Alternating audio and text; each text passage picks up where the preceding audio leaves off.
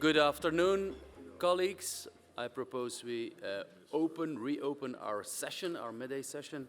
I hope you enjoyed the lunch. This morning we talked about the support for Ukraine. We talked about the enlargement for the European Union. This afternoon we talk about the strategic compass and the European Union resilience. The theme of the session could not be more topical. More than ever, the European Union needs the actual operationalization of the strategic compass, and it remains to be seen whether the horizon of 2030 is not too far, more so whether the objectives are sufficiently focused. The Russian aggression against Ukraine and the threats it poses to the rest of Europe have already been mentioned today more than ever. NATO is a strong security partner, but we face uncertainty within the North Atlantic Alliance. All these factors influence and reinforce each other and mean that there is no simple answer to the difficult questions. The challenges we face require a multidisciplinary approach, of which defense is only one, but obviously a crucial aspect. We are in a crisis situation, and it is precisely in crisis situations that the strength, determination, and resilience of an individual, of a country, of an organization is demonstrated. So the challenges we face now undoubtedly present opportunities of similar magnitude. Never waste a good crisis. How will the Union and its member states tackle this? How will it achieve the necessary interoperability, streamline planning, scale up production of equipment and ammunition, secure supplies, secure infrastructure and corridors? Is there sufficient manpower and know-how? And how will the cooperation with our partner NATO evolve? That are all those questions we have to give an answer. I am extremely curious to hear the views of this from the three next speakers here, an excellent panel. For this session, we have invited three experts on the defense issue. First of all, Mrs. Nathalie Loiseau, Chair of the Subcommittee on Security and Defense of the European Parliament, General Robert Brieger, Admiral Michel Hofman, our Chief of Defense in Belgium.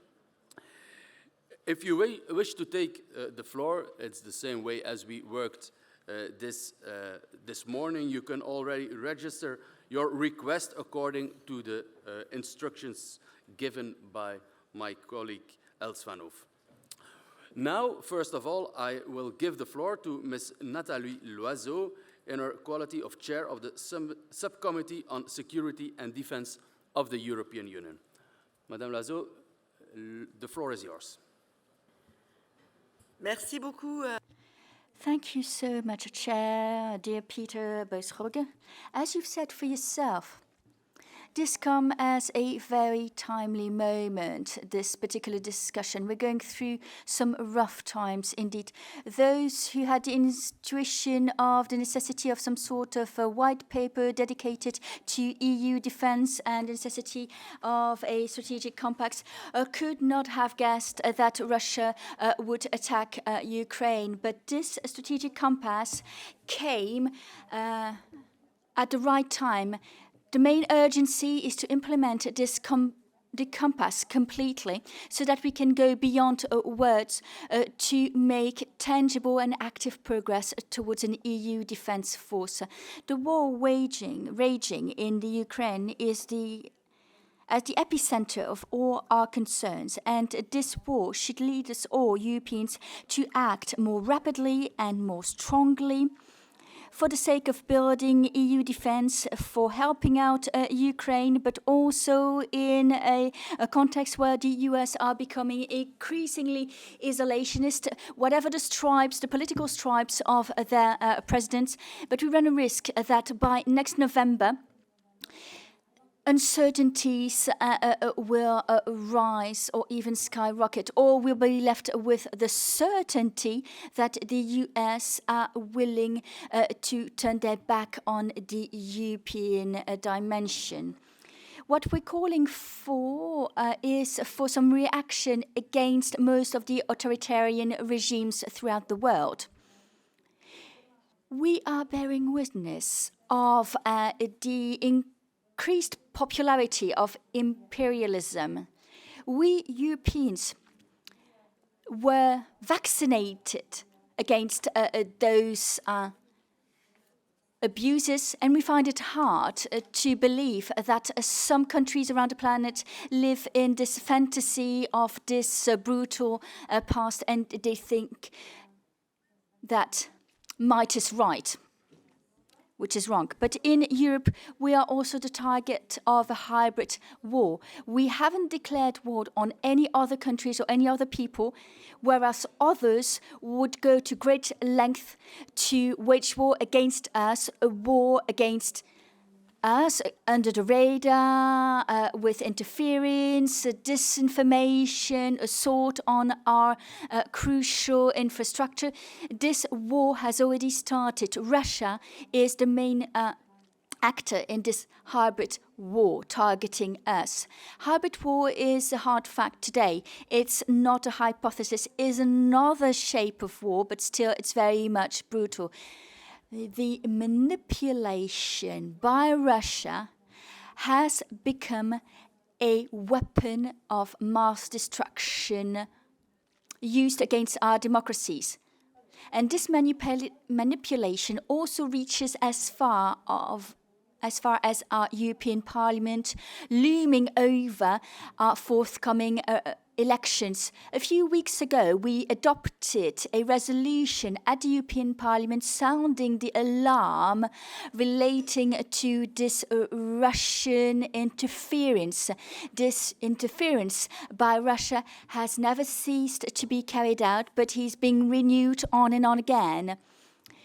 Moscow tells it as it is. Their aim is to create a system of allegiance or dependency of some political parties that would become their spokespersons, a set of spokespersons for their propaganda. Recently, some members of the European Parliament had their smartphones infected by spyware. Pegasus, to name it. The number of Pegasus users throughout the world makes it impossible to name and shame a culprit of this manipulation.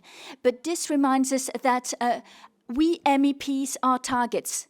Contrary to what some may say, what we think, what we say, the positions we take are considered as problematic to some regimes that are unfriendly to Europe's democracies.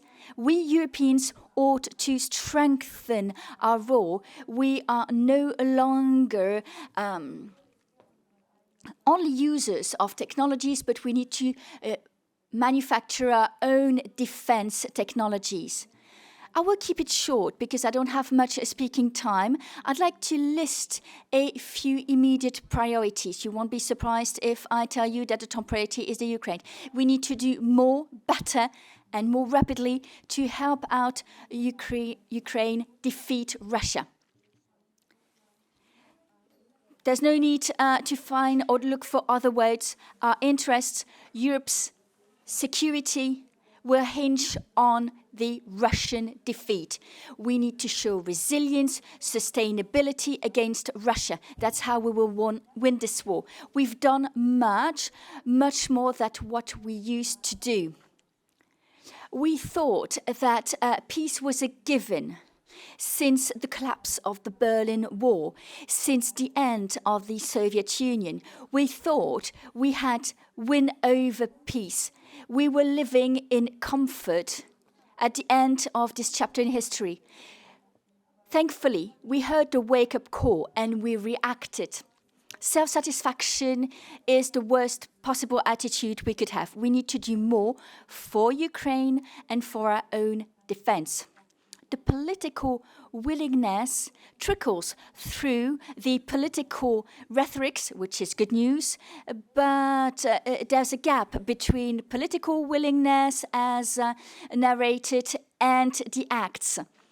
And there's a huge challenge to take on, which is money. Money makes the world go round. We haven't taken on this challenge of funding our ambitious help program towards the Ukraine and of funding the reinforcement of our defense capacities.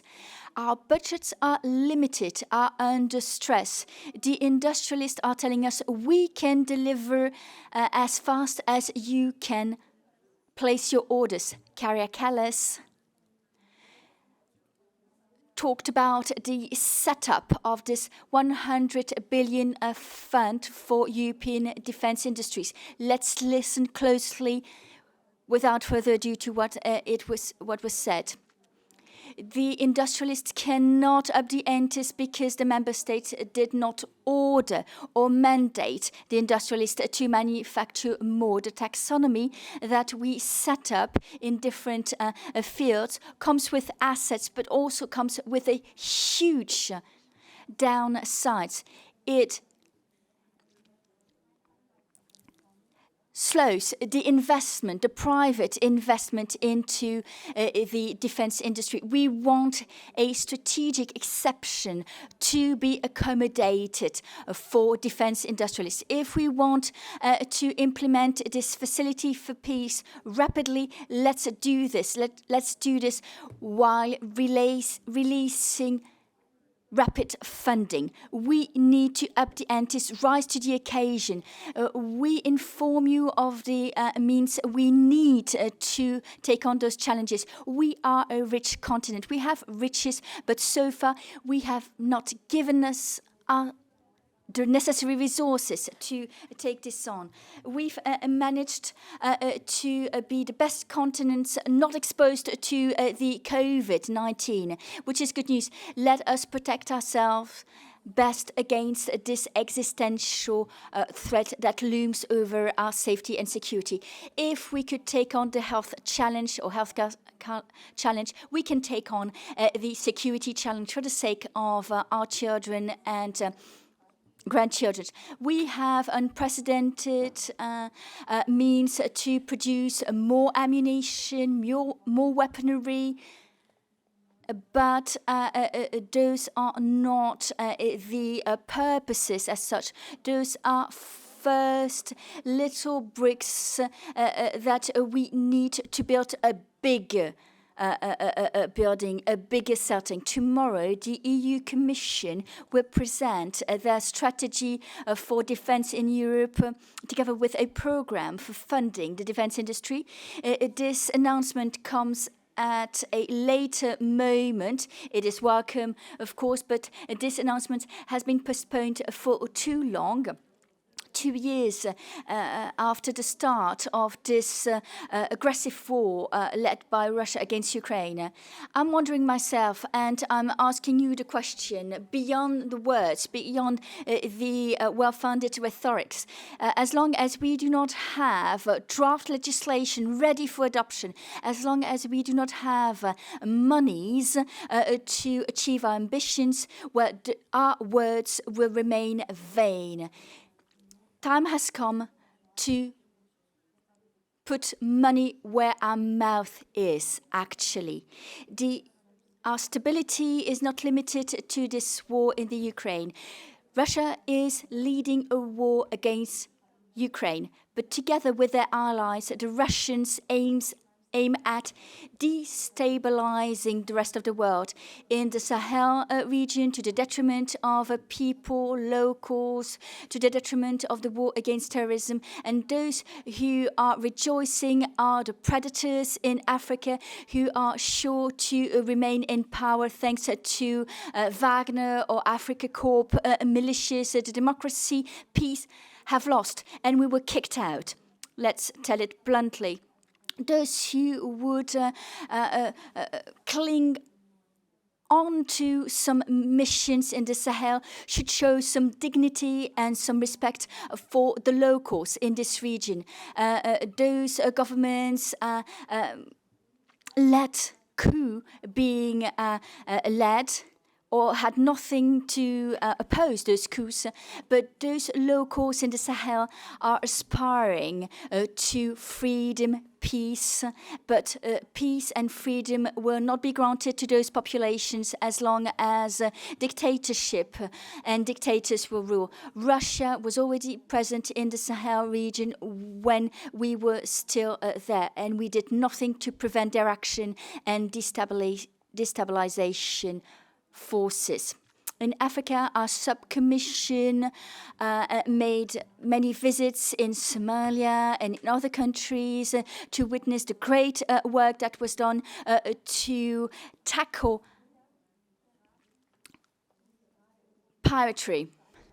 The same is happening on again in the Red Sea with the backup of Iran. A new operation was, thank God, launched. I would like to congratulate those who helped deploy this operation very rapidly so that we can uphold freedom of circulation for merchant ships in the Red Sea.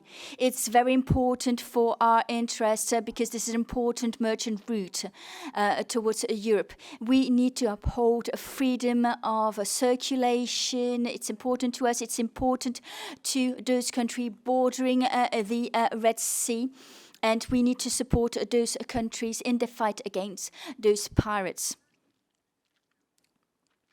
All this is just a start, I would say. Let us be vigilant. Let us not hone ambitions that we could not translate into fact. What we're doing in the Guinea Gulf, what we are trying to do in India, in the Pacific, hinges on the same logics. Freedom of navigation is an indispensable prerequisite for stability, peace, and freedom in Europe and elsewhere. In the face of interferences, we need to act and react more strongly in the European Union together with our allies.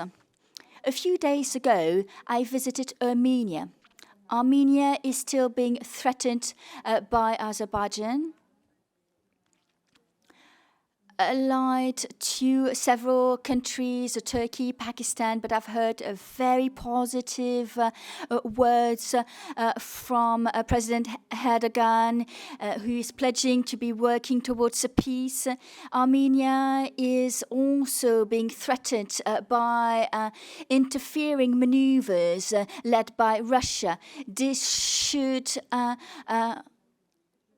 help us understand that Russia once again is targeting a country trying to reform, to combat corruption and come closer to the EU. We should not disappoint Armenia. Moldova is also being targeted by Russian interference maneuvers. In the framework of hybrid war, we need to better collaborate, better protect ourselves with the support with our partners, since history repeats itself. Since 2014, when it all started in Ukraine, we could see the result of non-action. The European Parliament and the national parliaments can put their heads together to assess the situation and to analyze the need for a common EU defense. That would not be something that is at odds with the NATO, but by way of a complement to NATO, we need to become increasingly autonomous when it comes to defense in Europe. And sometimes there will be questions on which the US and us might not agree. And this would only be illogical for some matters, but we need to take matters into our own hands together with our allies in a more autonomous fashion. And I believe that this need will become increasingly important in the future. Thank you very much indeed. The next speaker is General Robert Brieger, Chairman of the EU Military Committee. General, the floor is yours. Thank you. Ladies and gentlemen, I would go to start with a simple question.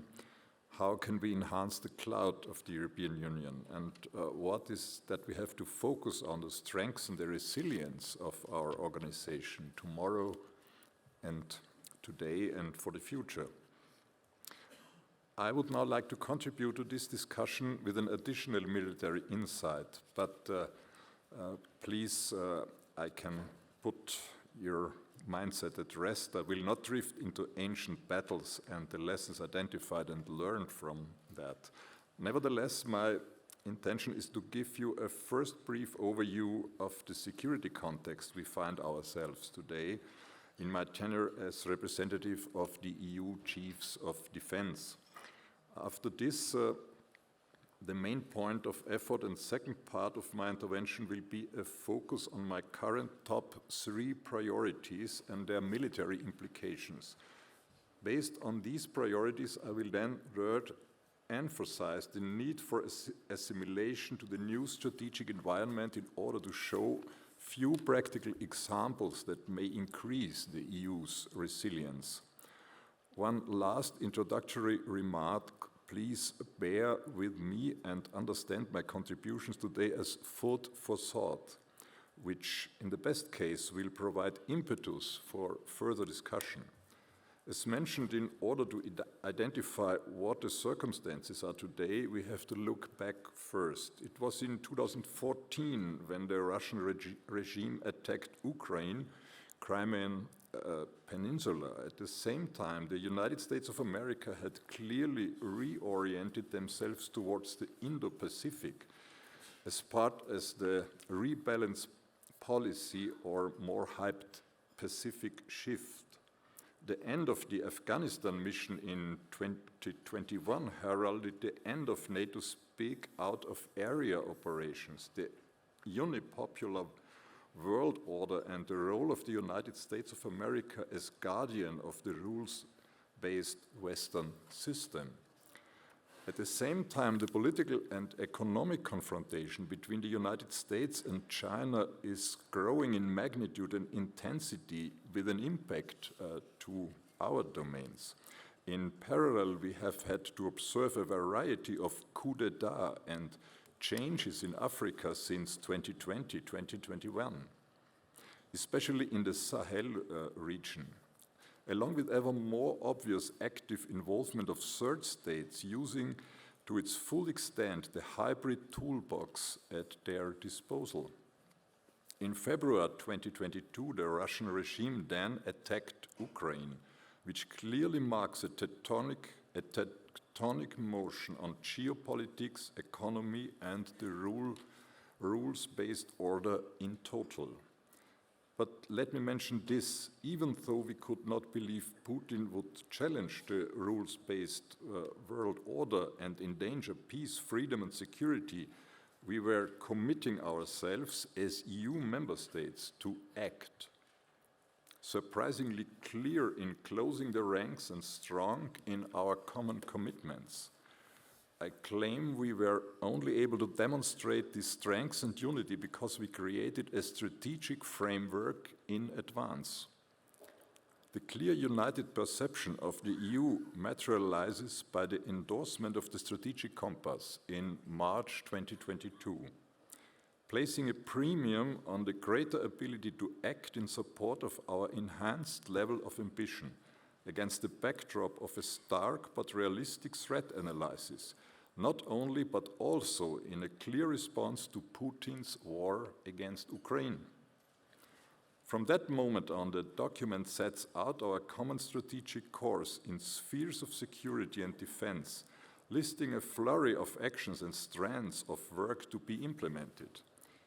The new added value of this document is that it captures an analysis of the hostile environment in a 360-degree approach. At the same time, it seeks to bring greater coherence and a strong common sense of purpose to the EU's security and defense efforts. Hence, the foundation for the next steps is set, but strategy is always driven by reality.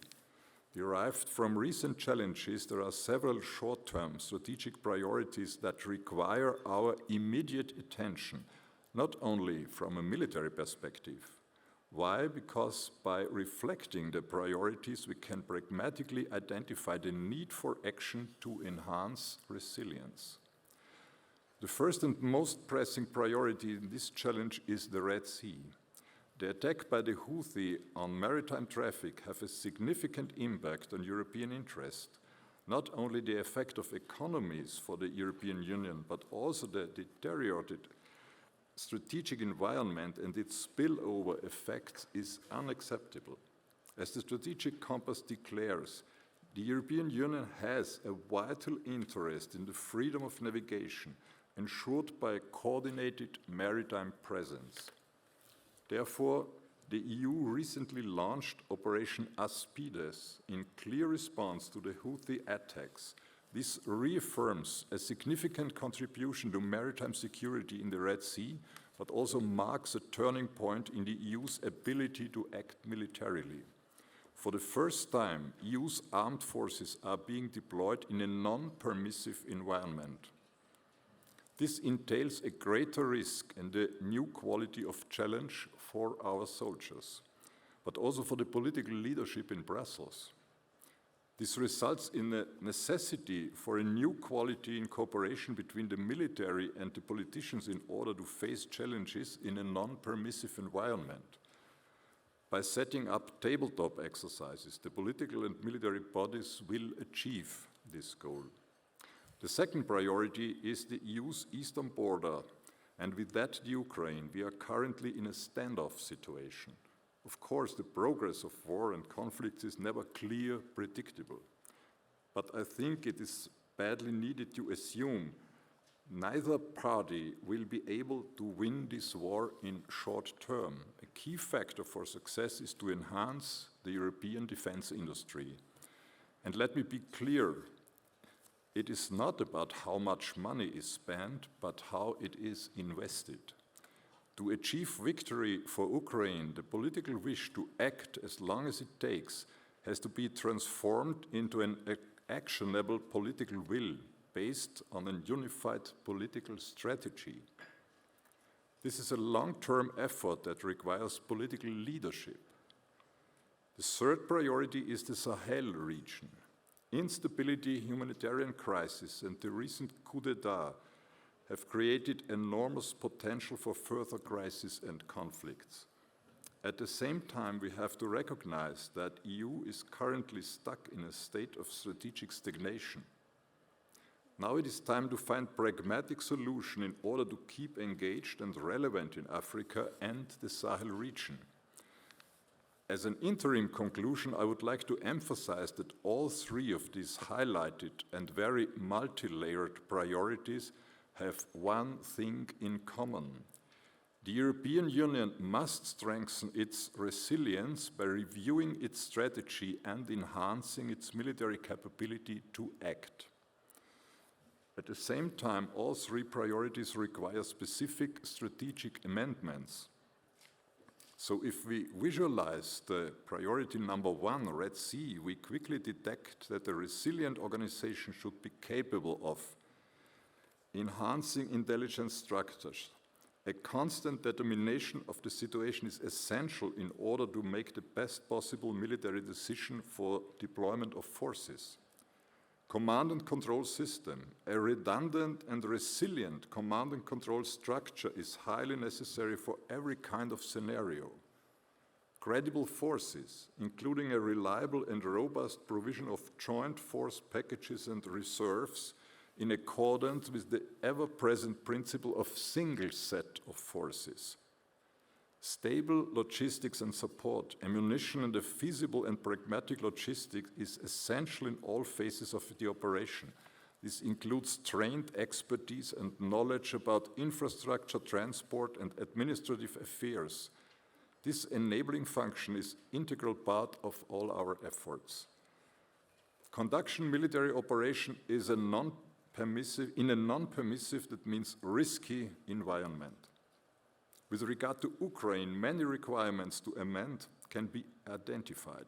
Among others, the following is highly necessary to strengthen EU's resilience. Increase the capabilities and capacities, a rise of infrastructure measures, military capabilities and capacities for the production and maintenance of ammunition is necessary. Harmonize defense spending, to intensify it and harmonize it in order to have the necessary EU-created system available on time. Strategic autonomy, to become a fully fledged defense union which will always act with partners when possible, but also autonomously if needed. A closer look at Africa and the Sahel region also reveals many necessities to amend. Clear political guidance, the European solidarity in the region has to maintain in order not to lose Africa and to make an offer for third parties like Russia and China. As soldiers, we need guidance to plan and act upon. Integrated, holistic approach. Due to the geographically, ethical and religious differences in the African continent, an integrated and holistic approach must take into account the complexity of conflicts, populations and challenges. In doing so, the interaction of civilian and military components is essential. The EU RDC as a framework to swiftly deploy up to 5,000 tailored troops to respond to imminent threats and react to crisis situations. Picking up my initial question, how and in which way strengthen EU and its resilience, let me conclude with the essence of my intervention. Only if we can achieve new quality to act, including enhanced cooperation between the politics, the military and the defense industry, the European Union can remain a credible and resilient global actor. Thank you for your attention.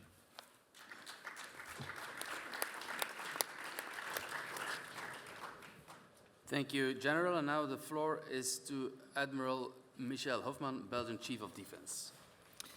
Thank you, Mr. Breusroger. It's an honor for me, ladies and gentlemen, to address this esteemed audience today and contribute to discussions surrounding the common foreign and security policy and the common security and defense policy. And I will do that from a national Belgian defense perspective.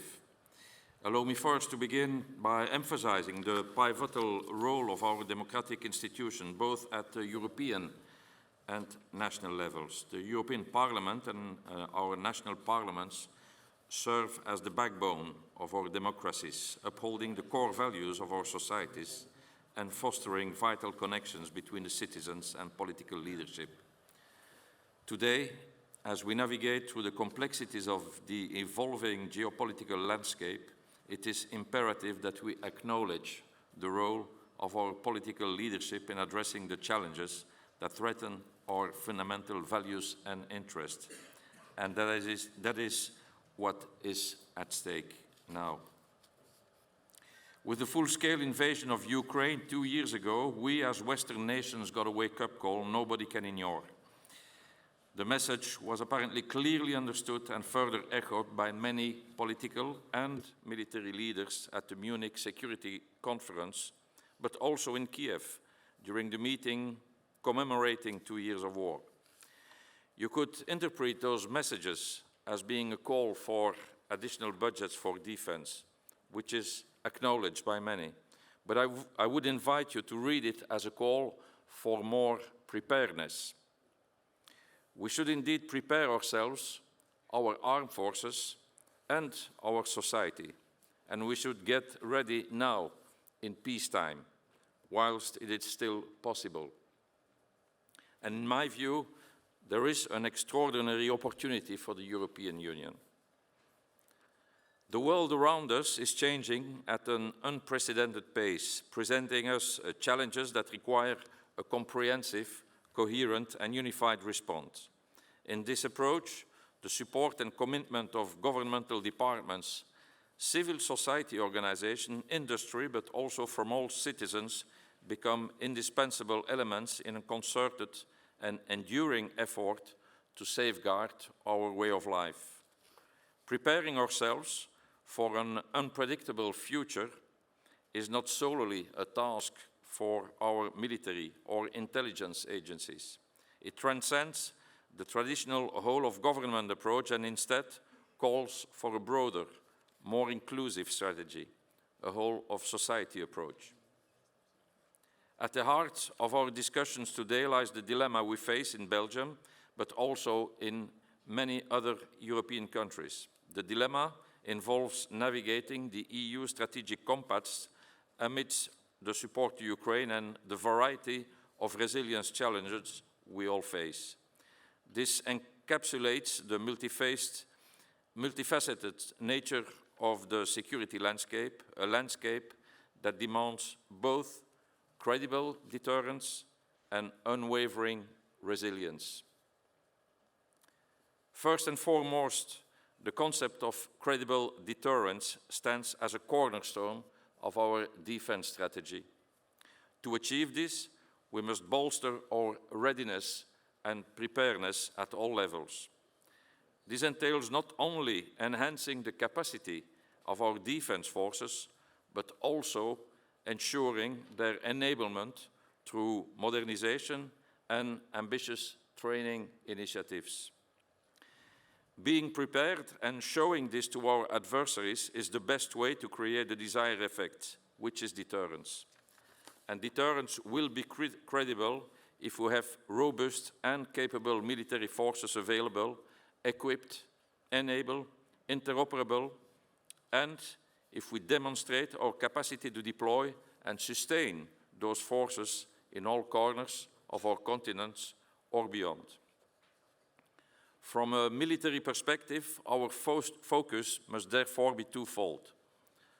First, we must focus on the readiness of the forces, strengthening our forces' capacity through strategic investment in modern equipment and technologies, while enhancing training programs to ensure our troops are prepared for the diverse range of challenges they may face, including in a high-intensity environment.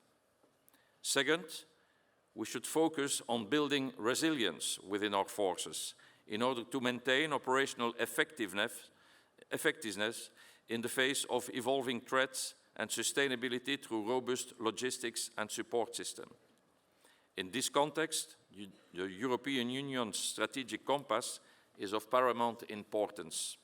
It offers a comprehensive framework within which we can align our efforts, ensuring coherence and synergy across our defense initiatives. Act, engage, partner, and invest are not hollow concepts. No need to emphasize neither on the complementarity between the strategic compass and the NATO's deterrence and defense of the Euro-Atlantic area, the DDA plans.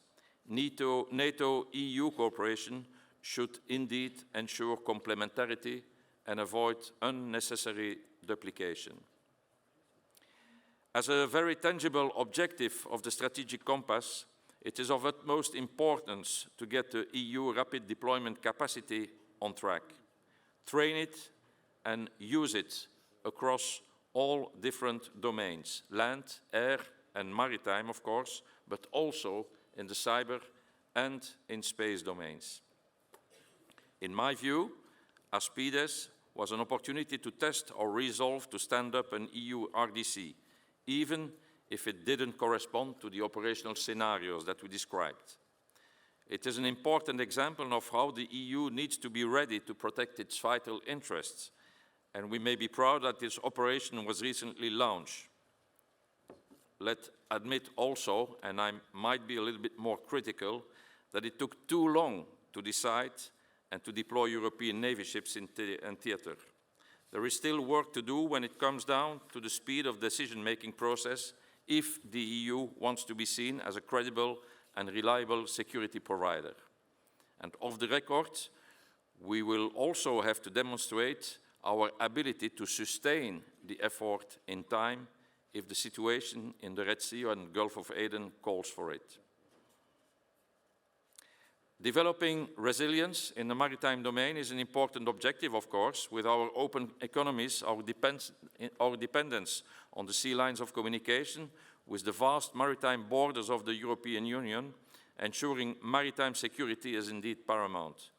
But to enhance our resilience in the maritime domain, we must invest in technologies and strategies that enhance our ability to monitor and protect our maritime domain, both above and underwater. You will understand, enhancing resilience is not a sole military responsibility. It is a collective responsibility where military and civilian cooperation offers so many opportunities and multiplies the effect and the effectiveness of our efforts. But it is also required in other domains.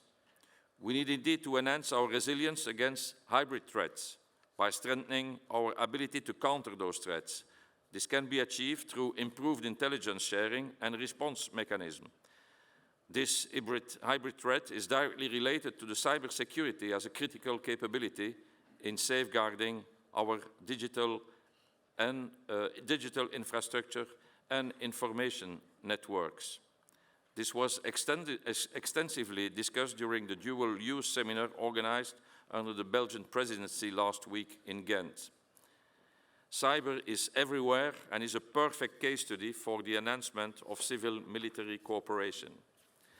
This brings me to another topic where civil-military cooperation is of utmost importance: military mobility.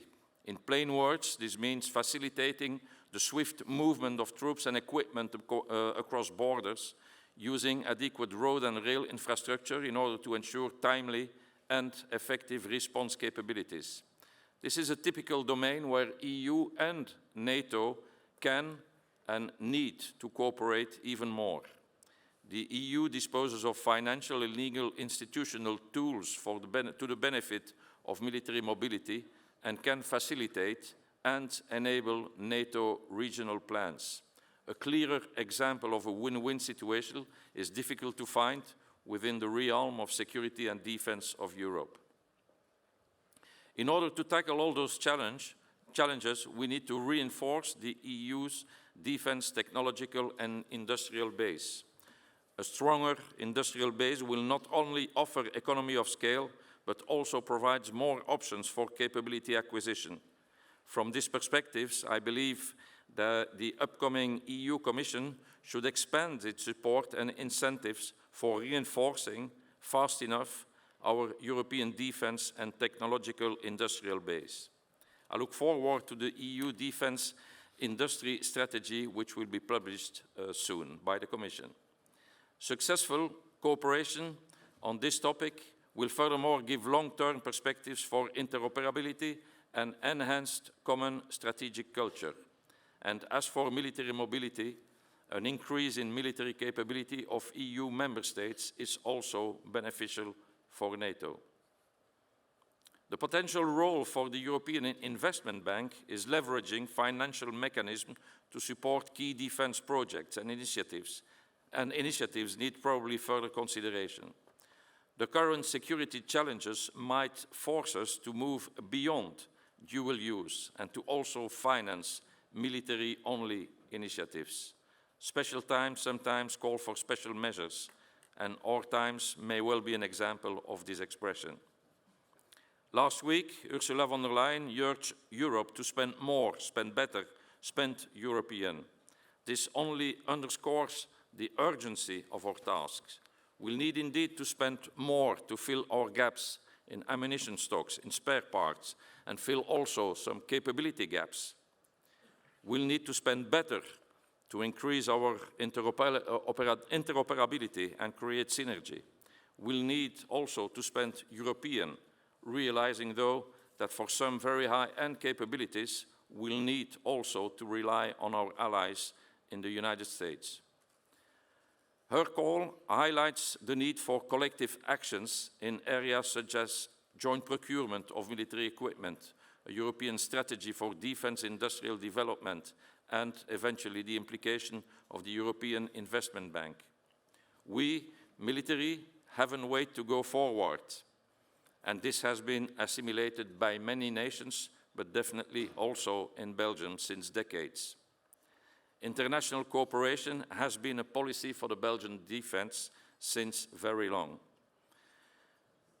The cooperation or integration between the Belgian and Dutch navies is a reality since many years. It has been translated in other domains, like the strategic partnerships between the Belgian and French armies in the land domain, the establishment of a European Air Transport Command where the Belgian airlift capability is embedded, or also the creation of the multinational multi-role tanker transport unit in Eindhoven to fill an important EU capability gap. Other nations have happily been following the example since then. The German-Netherlands Corps is the most prominent form of integration between armies in Western Europe. I'm convinced that Scandinavians or Baltic states will easily find opportunities to spend better. I can assure you that sovereignty has never been an obstacle to develop those initiatives. Those examples demonstrate the benefits of pooling our resources and expertise to achieve greater operational efficiency and effectiveness. They demonstrate our ability to overcome national or even EU reflexes that sometimes stand in the way of creating the desired effect. And I deliberately chose both EU, NATO, and multilateral initiatives with EU and non-EU member states. Because in the end, we all aim for the same objective, to increase the security of the citizens in Europe. A dose of Belgian pragmatism and willingness to cooperate might be sometimes good and could help and inspire others. To go forward, it is essential to recognize the pivotal role played by various directorates within the European Commission. Entities such as DG Move, DG Connect, DG Taxit are instrumental in ensuring the seamless coordination of efforts and the implementation of key initiatives. And if I would have a simple request to you, is reduce and simplify bureaucracy. In conclusion, I wish to emphasize that cooperation is not merely a strategic choice. It is imperative. It is a matter of mindset and attitude, requiring us to transcend traditional boundaries and forge new partnerships. Cooperation should be viewed in the broadest sense of the word, encompassing collaboration between EU and partners in NATO, between military and civilian entities, and amongst the nations of Europe. By adopting a holistic approach, a whole-of-society approach, we can harness the collective strength of our societies to confront the challenges ahead. Let us build a future where our resilience is unwavering, our deterrence is credible, and our commitment to the values and peace and security is resolute. Thank you very much for your attention.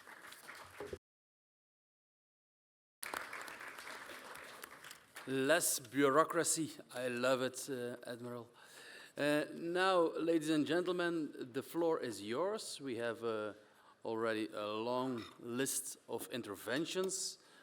You know, you have 90 seconds, and I will take it serious, the 90 seconds.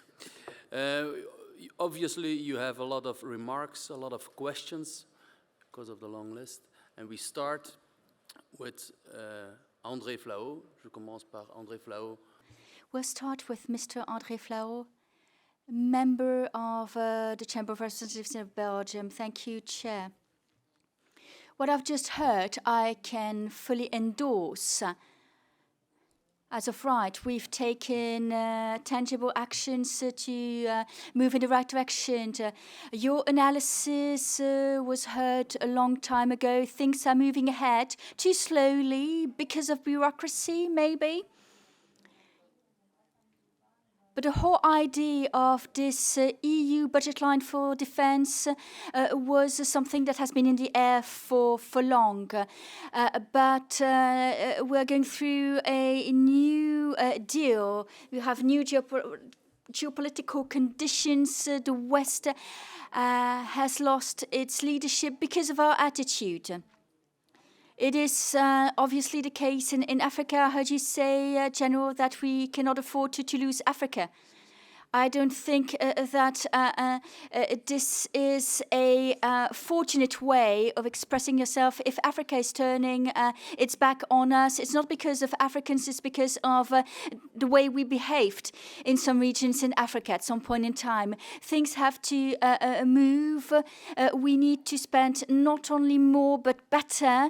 We need to simplify DPC procedures within our own army corps.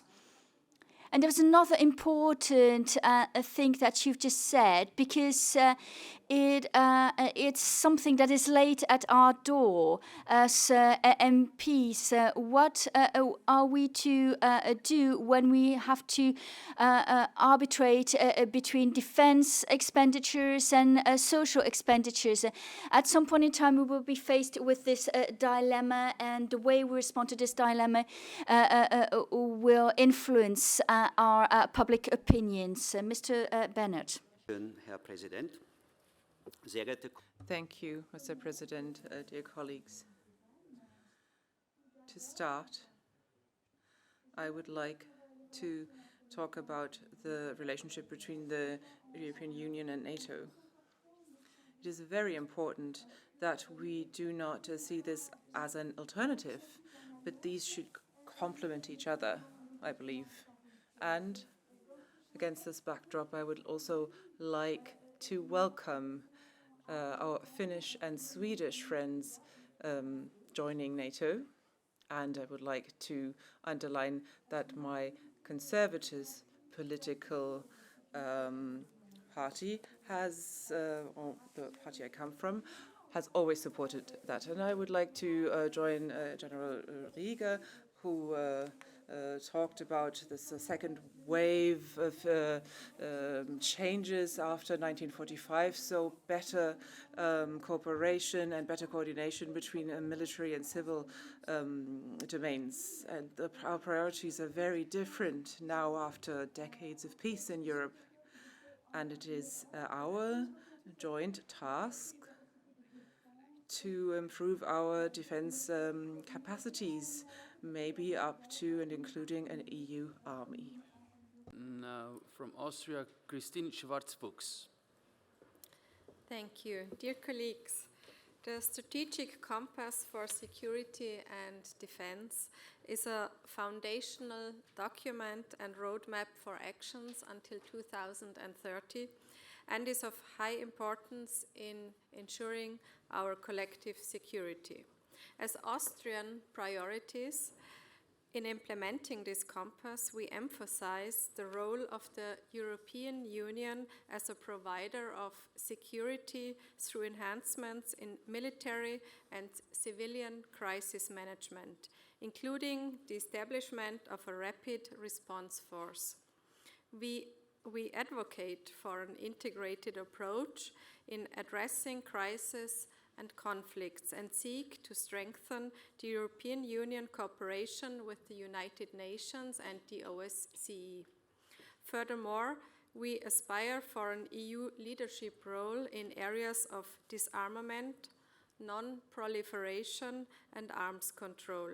We are committed to promoting and reinforcing human rights and humanitarian law, as well as implementing the agenda of the UN Resolution 1325. Additionally, we support capacity building efforts in countries outside the European Union, particularly in the Western Balkans.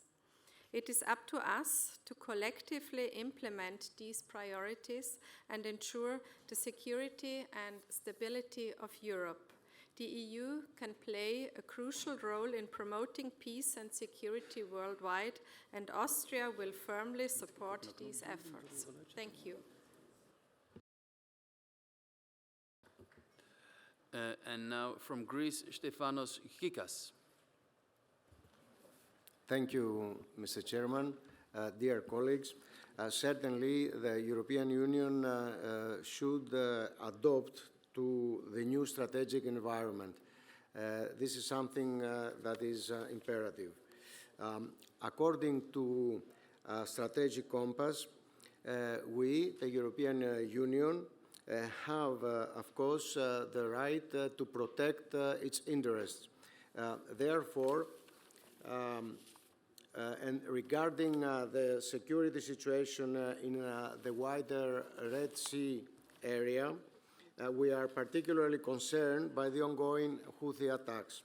Greece, as a security provider and an actor of stability in our wider region, is assuming, as you are well aware, the leading role in the new maritime security operation EUNAVFOR ASPIDES, by providing the operational headquarters in Larissa, as well as one frigate.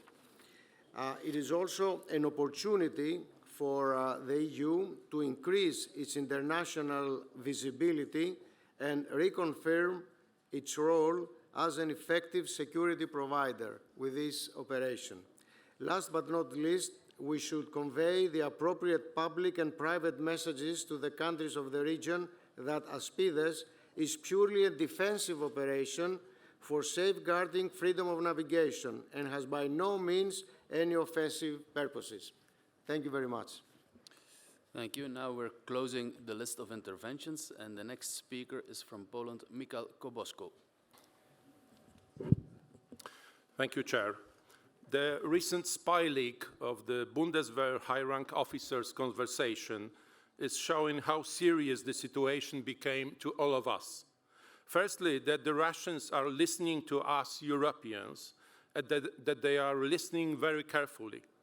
Secondly, that we and our military are having kind of arms delivery and production capacity conversations that should have taken place long months ago.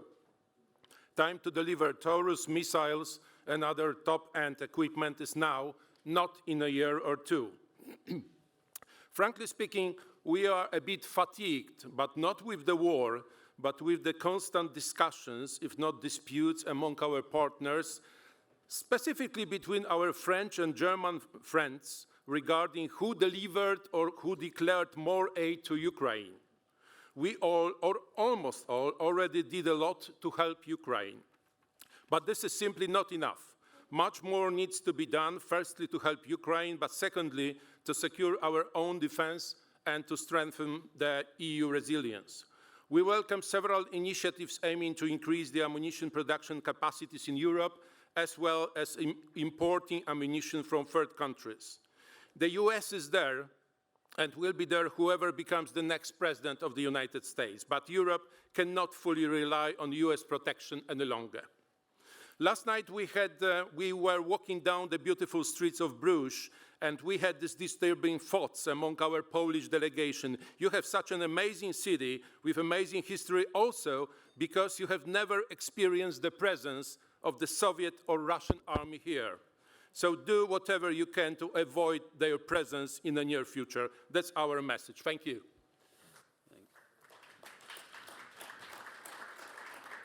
Thank you. The next is from Romania, Georgita Mindruta. Yes, thank you very much. Romania will continue to be strongly involved in consolidating EU's international profile in the area of security and defense. This should be tailored to the existing needs and the specificity of EU in full synergy with NATO. The commitment to a strong transatlantic connection and the strengthened defense that brings added value to Euro-Atlantic security are fundamental principles for us. Romania strongly supports the intensification of cooperation between the EU and NATO and the expansion of the partnership between the two organizations in accordance with the third joint declaration.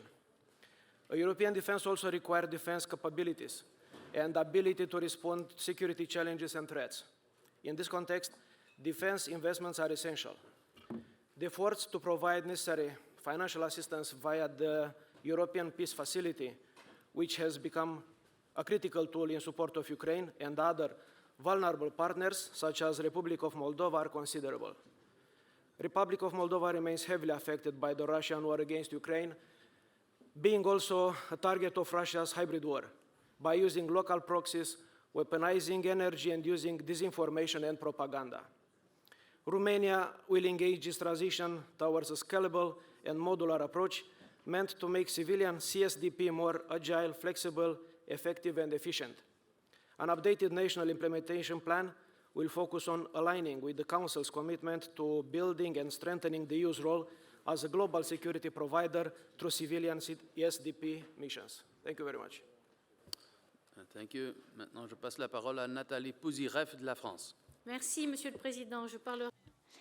Thank you, Chair. I'll be speaking in French. We can all agree to say that under the present circumstances, we need to enhance our manufacturing capacity for missiles, for ammo, and I can assure you that France has tripled its capacity for manufacturing ammo, has reduced by 2 the production deadlines for missiles. We're doing our utmost. In this spirit, we cannot but concur with the proposal of Caracallis for the creation of 100 billion fund. This would be an incentive for our industries, for our companies that are willing to further invest in their production capacities, which will consolidate our capacities to manufacture across Europe. How about the ACE app tools, and how about the card, which is a useful midterm planning tool? I'd like to add that we need to provide solutions to guarantee our EU sovereignty. We need to anticipate and master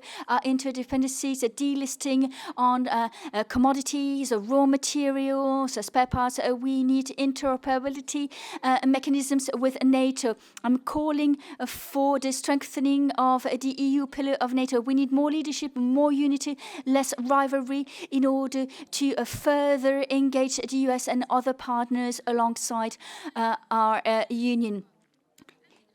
It is a price we have to pay for our sovereignty and our further integration in Europe. That's how we can take our own destiny, our own fate into our own hands in Europe. From Czech Republic. Merci beaucoup, Monsieur le Président. Thank you very much, Chair. I'll be speaking in French as well. I have a question to Mrs. Loiseau, but this will come at the very end of my contribution. We talked about weaponry industry, and all the contributors have shared with us their consideration in this respect.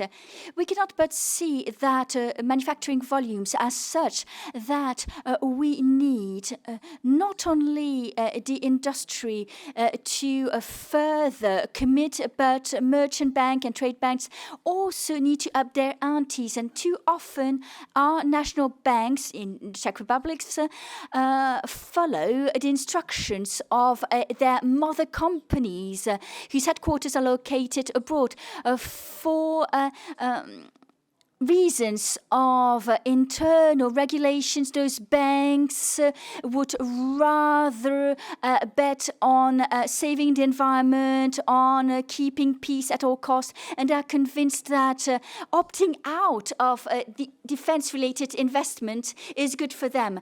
At the EU level, the taxonomy has been opened up for further support to be lent to the weaponry industry.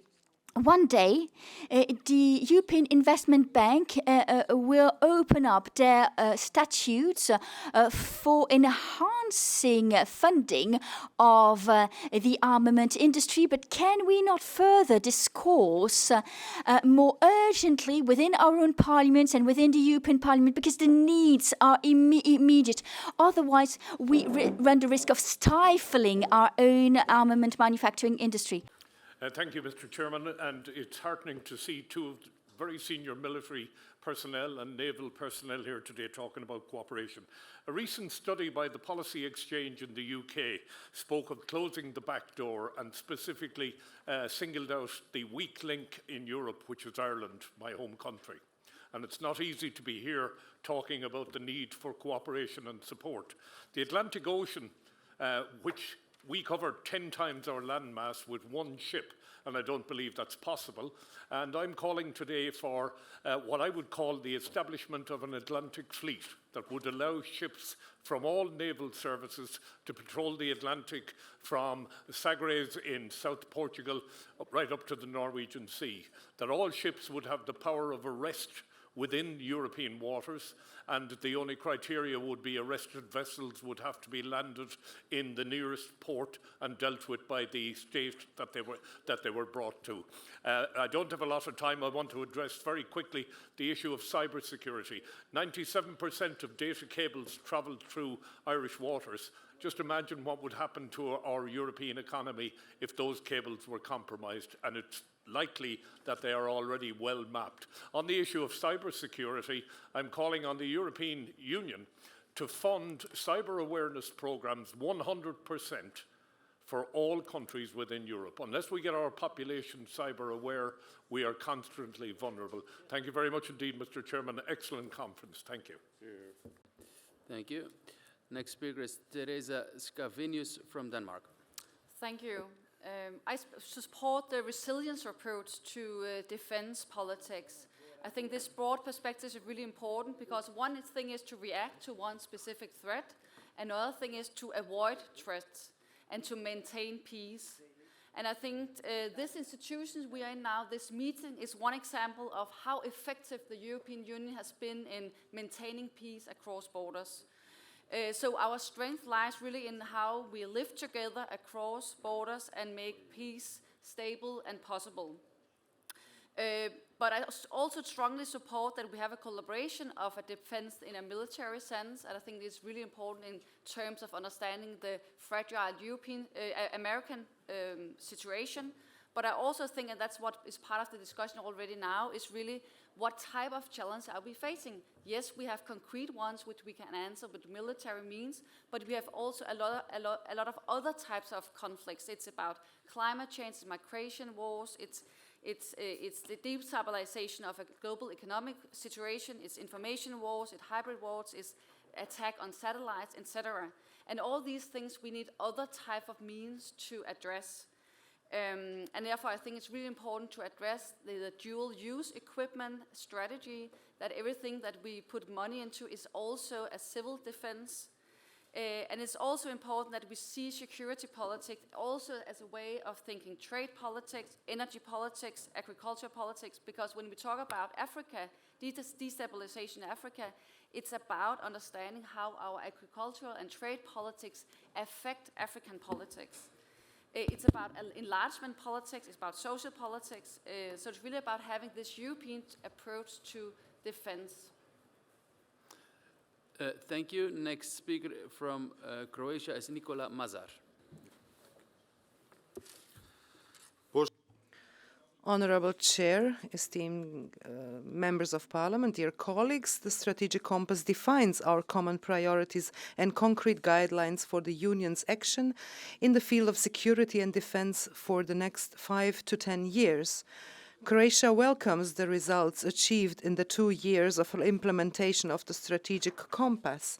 Through the implementation of the tasks planned under the Chapters Act, Secure, Invest and Partner, significant progress has been achieved in the development of defense capabilities in all domains. Effectiveness in the implementation of the compass will clearly demonstrate the degree of unity and strategic culture of the Union and its members, and will contribute to a stronger positioning of the European Union as a security actor.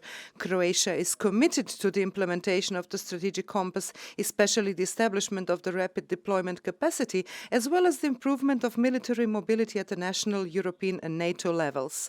We especially emphasize the importance of military mobility within the framework of EU-NATO cooperation, bearing in mind the membership of many countries in both organizations and the need to harmonize standards. We witnessed cases of hybrid threats as well as numerous examples of disinformation attempts recently. Further cooperation with our strategic and like-minded partners is essential to re-establish a rules-based international order. In this regard, the Republic of Croatia will continue to support the development of cooperation with strategic and like-minded partners such as NATO, the United States and other key partners. Thank you very much. Next speaker is from Latvia, Richard Skols. Yes, thank you very much, Chair. Obviously, it's good that we have the strategic compass and that we're not reviewing, but assessing each year. And I understand 2025 will be the time when we're going to review it entirely. On top of what has been said, and it seems we have narrowed down only on the military dimension, but it has, as my good Irish colleague mentioned, other important areas of strategy that needs to be implemented. Cyberspace is one of those.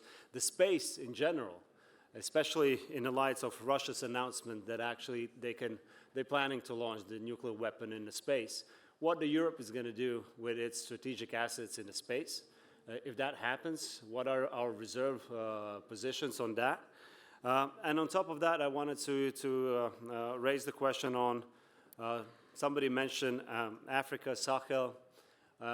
We've been calling for years, actually, to sanction Wagner as a terrorist organization. And in the meantime, we see that we pull out, Europe is pulling out from Sahel, and Wagner is taking over and destabilizing the whole region. And on top of that, we have development assistance still in place that should be also an instrument within the strategic compass, how Europe is expressing its influence across the world. And I really applaud a fine example, Sweden, that recently withdrew all the development assistance they had towards Rwanda. And you know why? Because Rwanda was more and more aligning with Russia, and that was the main reason. And I think that should be the policy of the EU as a whole as well when it comes to development assistance, because the world has become black and white. There is no gray area. Thank you. Thank you. Next speaker is from Italy, Nike Gruppioni. Thank you. Dear colleagues, starting in March 2020 with the COVID-19 pandemic, Europe found itself radically changed. It had to adopt a new approach which would welcome new reform, suspending the rules of the Stability Pact and activating a general clause to prevent state aid.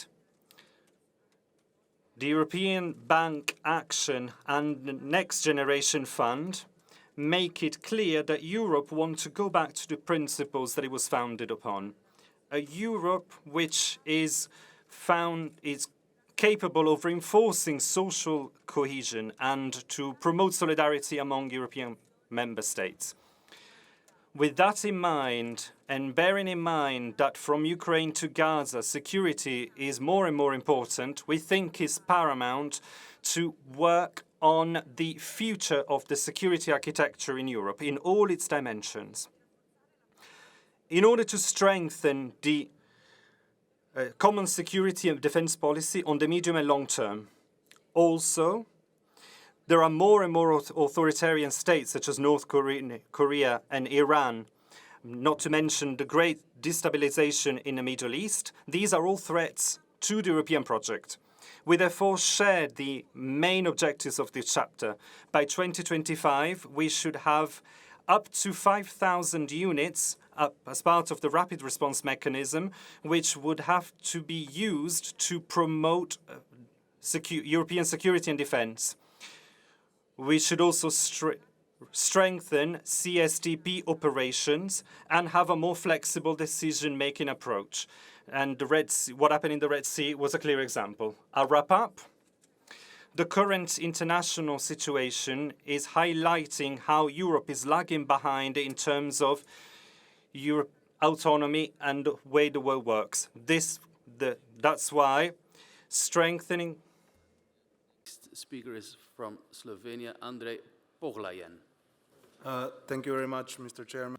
Dankeschön, Herr Vorsitzender, liebe Kollegen und Teilnehmer. Wir haben ja heute über die vielen Bedrohungen und auch Lösungen etwas gehört zur Sicherheit, strategischen Planung, Resilienz der EU. Aber ein Punkt ist nicht angesprochen worden, nämlich das Problem der illegalen Immigration, den Hoheitsgebiet der EU, illegale Immigration. Da ist zu sprechen über das Übereinkommen von Dublin. Illegale Migration ist eine illegale, eine Straftat sozusagen. Und wir haben es ja gesehen, was Russland auch versucht hat, über den Proxy-Staat Belarus die Migranten nach Europa zu schicken. Und wir haben da, dank Polen, gesehen, dass da schnell gehandelt werden muss und entschieden bei so einem Problem. Leider the migration pact that's in the legislation process right now is not good enough for the other member states to protect ourselves and our countries. When we draw the line, we can see that countries with firmer and stricter migration policies are safer and have lower rates of crime and other things as well. So when we're talking EU safety, we must first make sure that our member states and our territories are safe. Thank you very much. Thank you. Next speaker is from Georgia, Irakli Beraya. Thank you, Chair. Security and defense are among key areas of EU-Georgia cooperation, and let me reaffirm our commitment to achieving highest convergence with EU policies and standards. As threats to our shared values grow in number and scale, becoming even more unpredictable, robust military and security capabilities of the EU play a crucial role for our shared security and stability. Georgia has been successfully contributing to EU's peace and stability efforts worldwide, and we seek to further deepen our mutually reinforcing and beneficial partnership. My country has been adapting to deteriorated security environment through bold steps, including but not limited to refining legislative and institutional framework of our defense and resilience, making it more interoperable with EU and NATO, increased defense spending, capabilities to counter hybrid threats, measures to enhance cybersecurity, critical infrastructure protection, and achieve stronger societal resilience. Our robust support will remain instrumental, and EU's robust support will remain instrumental in further strengthening our capacities in all those areas. Furthermore, Russia's aggression against Georgia and Ukraine demonstrates the necessity of firm and consistent strategy on the wider Black Sea security. We look forward to working with the EU on concrete dimensions within strategic compass, including promoting security in the Black Sea, strengthening resilience, upgrading cooperation, encountering hybrid threats, and exploring new cooperation possibilities, such as involving Georgia in PESCO projects. We would also highly welcome increased EU and NATO engagement in the region and their synchronized efforts in Georgia. Thank you. Thank you. Next speaker is from the European Parliament, Javier Nart Penalver. We've spoken about the situation in the Sahel, which is really paramount for Europe because it is our southern front. In the Sahel, the main problem has been Mali. In Mali, we've had a training mission, UTM, for many years, which has been completely useless. We've just thrown money out of the window, or we haven't trained a single person. We haven't been able to train one single battle group, and that is the result of a very poor mandate that didn't allow the generals on the ground to do something useful. It wasn't the military's problem, it was a political problem because we granted a mandate that was based on political correctness. It's really outrageous that when something similar happens in the Ukraine, i.e. when we need to defend our fronts, then we train and we provide weapons. However, in Virikoro, in Mali, a training on mobility was offered in a closed room. So that is the problem. Limited mandates because of political correctness. And that is something that the EU must understand and must know. Montenegro, Nikola Zirojevic. Sorry. Thank you, Chair. First of all, I must emphasize that I fully agree with the position which seems to me to be generally prevalent at the EU level, that the situation on the global political and thereby on the European soil has completely changed. Although just over 2 years ago we might have been inclined to believe that we would no longer witness horrific war devastation in Europe, the Russian invasion of Ukraine has convinced us otherwise.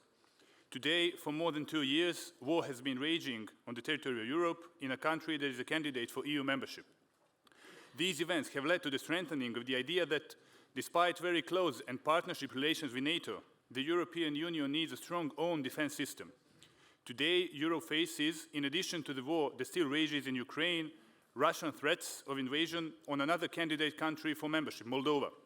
It poses the question, do we have the strength to protect not only Moldova, but also the Balkan states, Montenegro, from which I come, from such or a similar scenario?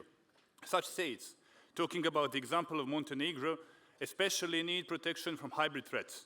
Therefore, unfortunately, we are quite well aware that defense does not only imply mere territory defense, but also a strong fight and protection from hybrid threats, which we are facing more and more each day. In the past 5-6 years, the state from which I come has been particularly exposed to these hybrid influences, and I can freely say that changing the nature of society and its democratic capacity can be just as dangerous as bombs and missiles. Because all of this, I believe that it is of crucial importance that the EU, together with the candidate countries for membership, work on strengthening their own defensive capabilities, which will also result with the contribution to the strength of the NATO, not at all to represent a threat to anyone, but solely and exclusively to be able, if it comes to that, to protect our citizens, our territories and our values. Thank you. Thank you. Next speaker is from Turkey, Hulusi Akar. Thank you, Mr. Chair.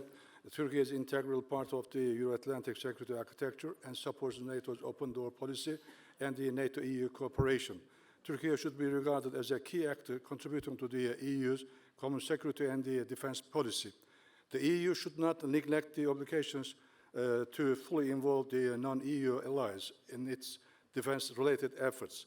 EU members must fulfill its commitments to remove obstacles to the export license, defense trade, and the investment among the allies. For example, the A400M planes, by which we used to deliver humanitarian assistance, humanitarian aid to Ukraine, could be used in conflict zones. Regrettably, however, some of our allied countries have suspended the export licenses, for instance, the aircraft engine lubrication systems to Turkey. With regard to the EU strategic compass, a more visionary approach is clearly needed.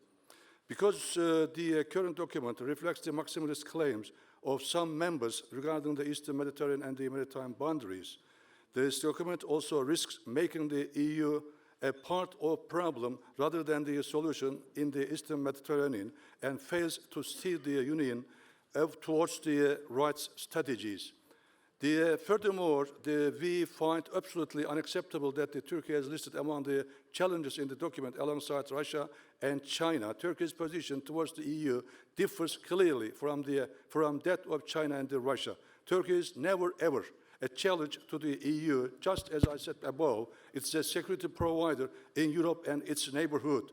Mass misdirection and the counterterrorism are just two examples of this. Also, please remember, we haven't recognized the Russian annexation of Crimea. In closing, we expect the EU to abandon this way of approach, which doesn't support the facilitation of deepening the EU NATO-nation. Thank you. Thank you, Mr. Akar. Next speaker is Marit Arnstad from Norway. Thank you, Mr. Chair. Norway welcomes the efforts to increase European defense capacity. European countries need to spend more on building up our defenses, and we also need to spend money more wisely to increase the return of investment on defense. We must ensure that all European efforts pull in the same direction.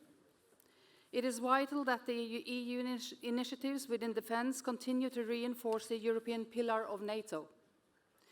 We must also ensure that there is no duplication of structures, no discrimination between allies, and no decoupling within NATO.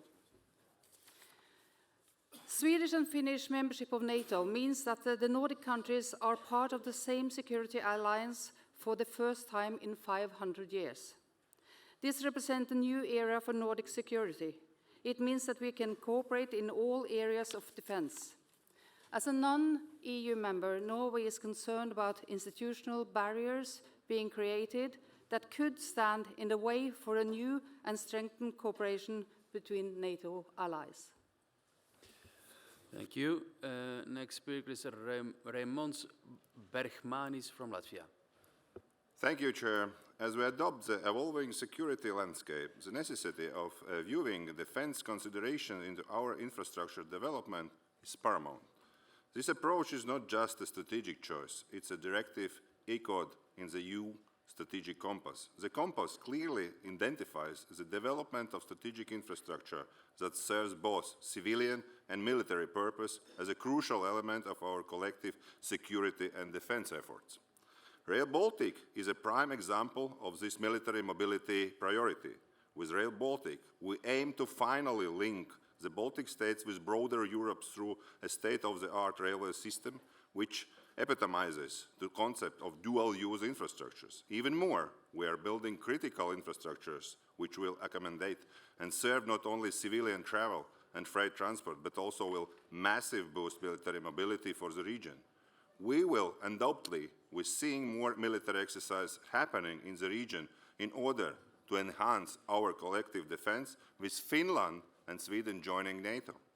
The significant role of Rail Baltic extends beyond the immediate economic benefits. In the current geopolitical context, particularly in light of Russia's aggression in Ukraine, the project stands as a testament to our commitment to enhancing both our connectivity and security. It reinforces the idea that our infrastructure investment should strategically align with our defense objectives, serving as a backbone for both economic growth and military preparedness. Thank you. Thank you. Maintenant, je donne la parole à Thibault François, s'il vous plaît, de la France. Je vous remercie. Thank you, Mr. Chairman, General Admiral. 2 years after the onset of the conflict in Ukraine, we have too many victims. Emmanuel Macron has gone further and doesn't exclude sending European troops on the ground. This divides our European allies, Hungary, Italy, Slovakia, etc. No ally wants to send troops in order to avoid a direct clash with Russia. Even the US and NATO confirmed it. This is witness to growing isolation on the international stage, but it's also witness to the possibility of creating a common European army, but all the better because national interests are so divergent. So this declaration of the French president is a real threat to European security. No one wants it. My questions: how do you evaluate the credibility of this announcement of sending French troops, and how do you evaluate the risks of escalation? Intervention is from Greece, Evangelos Apostellakis. Thank you, Mr. Chairman. Dear delegate, the crisis management capacity of the EU is more than ever needed in order to better and efficiently react to the continuous threats the Union faces with regards to its common security and defense policy, has gradually moving from crisis containment to a more structural and long-term approach to global challenges. Greece welcomes to the EU initiatives aiming to address and counter existing hybrid threats through the hybrid toolbox, the FIMI toolbox and the cyber diplomacy toolbox, respectively. However, have there been any recent developments regarding the inclusion of the instrumentation of migrants into the category of hybrid threats? Given the current geopolitical situation in the Eastern Mediterranean and the Middle East, as well as the policy of our neighborhood country, Greece stressed out the need of incorporating the instrumentalization of migrants into the most prominent hybrid threats it encounters. Irregular migration from Turkey constitutes an issue of great concern. Its effects are felt not only in Greece, but in the most EU countries too. We also welcome the Belgian presidency commitment to fulfill any legislative gaps associated with the new European part on migration and asylum. Thank you very much. Thank you. Thank you, colleagues, for the interventions. And there are a lot of questions, a lot of remarks. And now I will give the floor to our experts to give answers and to inspire us. First of all, je donne la parole à Madame Loiseau, s'il vous plaît. Thank you, Mr. Chairman. I will try to focus by regrouping the questions by topic. Many among you spoke, and rightly so, about Africa. We should say Africa, we should say Africas. Every region has its specificity. Many among you regretted that Europe did not devote enough attention to African crisis. I can only join them. It is easier for certain leaders to speak about unequal treatment, but every continent thinks about war at its borders rather than war farther from its borders. We are all guilty. This is a matter of subjectivity according to our history and geography. Many among you called for a better integrated approach in our Africa policy. There cannot be development without security and good governance. Every time we wanted to treat those three pillars separately, we met with difficulties, we failed, and we didn't help the populations concerned. And when we help dictators, it's probably not the best way to help populations. Our Spanish friend thought that what happens to Mali was Europe's fault. No. And compare it with Ukraine is not relevant. We went to Mali because the Mali authorities asked us, and we left Mali because we were asked to leave. We helped Ukraine at their behest. In Mali, we did not just do some training. Not only was my own country present, but there were other European countries in the task force. But there was an effort from Russia through the Wagner Group to make us leave Sahel. We should not accuse ourselves. It is not because a junta opts for a cruel militia that we should take party for us. André Flao asked us how to make the right budgetary choices. Indeed, there are many challenges ahead. We did this during the Cold War. We didn't have no less urgencies, but when NATO speaks about 2% of our national income should go to defense, it is not a minimum. Now we have the war in Ukraine. We could do more in this respect. We should do more. Many among you spoke about the importance of cooperation between NATO and EU. I can only join them, and I hope that NATO will go along this way too. And indeed, we have many nice joint declarations, EU, NATO, but there's a lack of cooperation that is surprising when the Irini mission in the Mediterranean cannot dialogue with Sea Guardian because Turkey refuses it. This is no cooperation between NATO and EU. It's distrust between us. As long as those difficulties are not settled, we cannot go ahead, but we must. And the efforts of the EU when it comes to military mobility, it's not enough, I know. This is a good response to shared interests between NATO and EU. I am in favor of a military Schengen.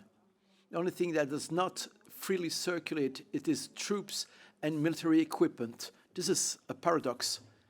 Our Turkish colleague seemed surprised about our hesitations vis-à-vis Turkey. I read what President Erdogan says, and I'm surprised when he attacks some European leaders. Turkey sees itself as a candidate, but makes choices that are not appropriate. I do not like it when insults come from the mouth of a national leader.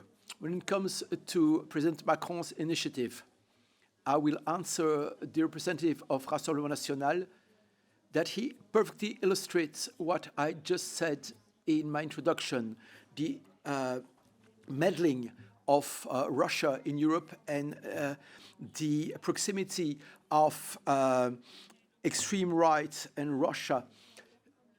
Indeed, some are quicker to criticize President Macron than Vladimir Putin for his meddling in Europe. When it comes to escalation, it came from the Russian side from the very first day. Mr. François' party didn't want arms to be delivered, no heavy arms, no missiles. It would all be escalation. Actually, Mr. François' party wanted us to do nothing to help Ukraine. It's no surprise. It was a good idea not to listen to him. About his reaction to what the president says, I first listened to those in the know, military experts and those who are on the front line with Russia, the Baltic states and Ukraine, who congratulate President Macron. Merci, Madame Loiseau. General Brieger. Thank you, and I can concur with most statements here during this discussion. I understand there was no question directly put to me, but I would like to sum up with some procedures and necessities from my point of view. Yes, we have to have in the European Union eased procedures. We have to have a swifter decision-making process, and we have for the military sphere the necessity of a minimum military organization for command and control a growing number of missions and operations, and preparing a growing number of work strands in order to enhance European common defense and security policy. We need more pragmatism. We need incentives for member states to participate within exercises, to participate within operations and missions in the interest of the European Union. These incentives could be financial ones, but also could be the perspective of a better cooperation. I think decision makers should strive for a political agreement on a common strategy. Europe is a union of 27 sovereign states. It's clear that there are different angles you can look upon a problem, but it's also clear that there is now an overwhelming interest to identify common goals and to identify means and ways to become and remain a credible security provider. So beyond shared values, we shouldn't abandon. We have to identify our common interests, and we have to provide the means and the organization to protect these interests. Thank you very much. Thank you, General Brieger. And the last speaker is Admiral Hoffman. Yeah, well, very shortly, because a lot has been said. We realize that actually military is only one of the instruments of power next to diplomacy, economics, informational domain. But if you want to have an effect, if you want that it plays its role to reinforce, in fact, the EU role role that the EU wants to play in the world, you should develop indeed a strong and robust military instrument as well. I've been in the armed forces since very long. It was another century, but since the beginning, I am absolutely convinced of the strength of cooperation. Since the beginning, I grew up in a navy which was integrated with another navy, and since many decades, I see all the benefits of what cooperation can bring. And I, in the last 10 years that I'm in a position to influence a little bit more, I advocate more cooperation for Europe defense in general. I think there is a lot of potential. I used to say also that cooperating doesn't hurt. It's just a question of attitude, political will, and go for it and act definitely. And there's no time to waste anymore. Thank you very much. Wise words to conclude. Ladies and gentlemen, this concludes our session. Thanks to you all for your interventions, but also thanks to the three experts, and I will recommend to give them a warm applause.